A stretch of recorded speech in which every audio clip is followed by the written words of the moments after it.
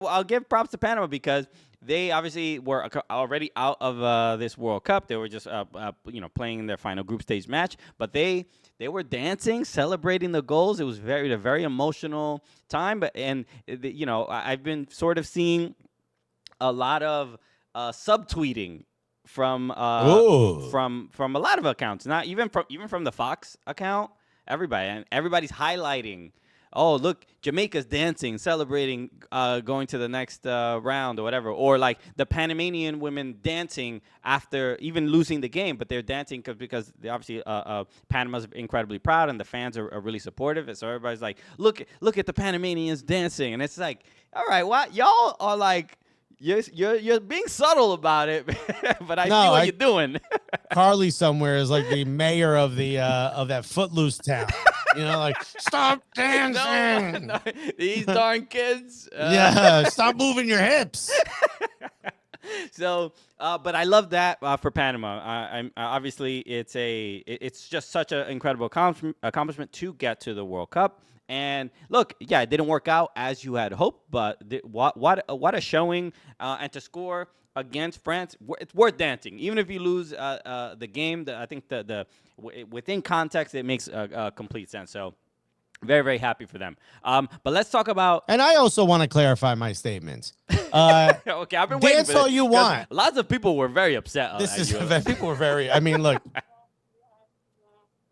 I honestly don't know what buttons I hit. I don't know. I was like, why is he just quiet right now? Oh, you didn't hear it? No, I didn't hear it. What was it? Oh, yeah, it was. I think I hit this one. Do you hear it? Loud enough, but yeah. Now I got it. I do want to clarify my statements. I still don't care if you dance. All right. The only time I care, I had this conversation with someone else on the show who is a little bit more traditional than I am. That's all I'm going to say. And they were like, well, it sends the wrong message. To who? You send the wrong message to who? Now, here's where I have a problem with you dancing and enjoying yourself. Are you doing that instead of training? Right. Then I'm upset. Are you doing that instead of playing the game? If it's the 68-minute and you're out there electric boogalooing instead of kicking the ball or playing passes and stuff, I'm upset. After the game, you just moved on from the group stage. You did not do it to the level of the expectation that other people set for you. I don't know what your expectations were. I'm not in the locker room. Yes, you are allowed to do that. If you're doing it instead of something that you were supposed to be doing, then I'm upset. It doesn't make any sense to me. Right. Yeah. And arguing about that will never make. I don't care who said it. Yeah. It's just look. We can. We've already seen kind of the the responses, the backlash. Some people calling us clowns. Some people calling Carly a clown, and whatever. Like, everybody's allowed to have their opinion. My main issue was really and that's why I think Carly had not had to, but she clarified her statements, and I think it's because of the comments that are so direct and so personal about the character of the players on the team, and she clearly knows everybody very, very personally. Yeah, you know these people, bro.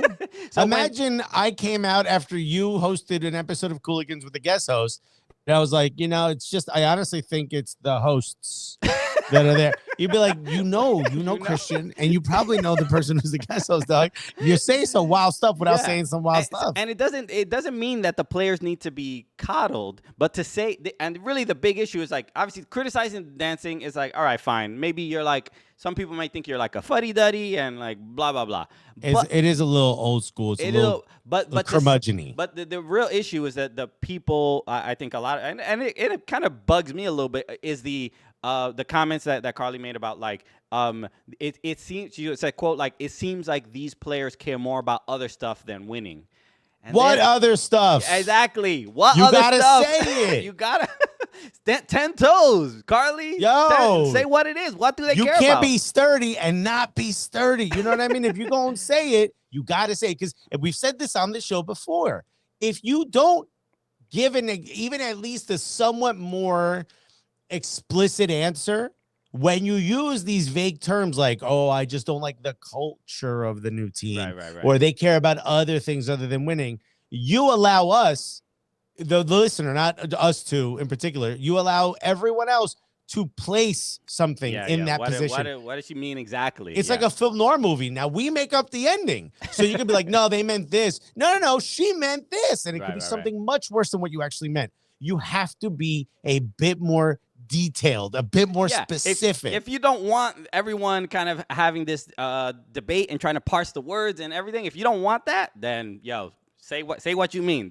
Now, if you're scared of saying exactly what you mean, then you probably shouldn't have said any of that at all. If you can't say it, then don't start the sentence, bro. So look, that's where we stand, but it is what it is. I think everybody's allowed to have their own opinion and bro, whatever. When Alexis Lawless is like, yo, you sure you might want to clarify? When that dude is telling you to clarify your statement, you messed up, bro. You done gone too far.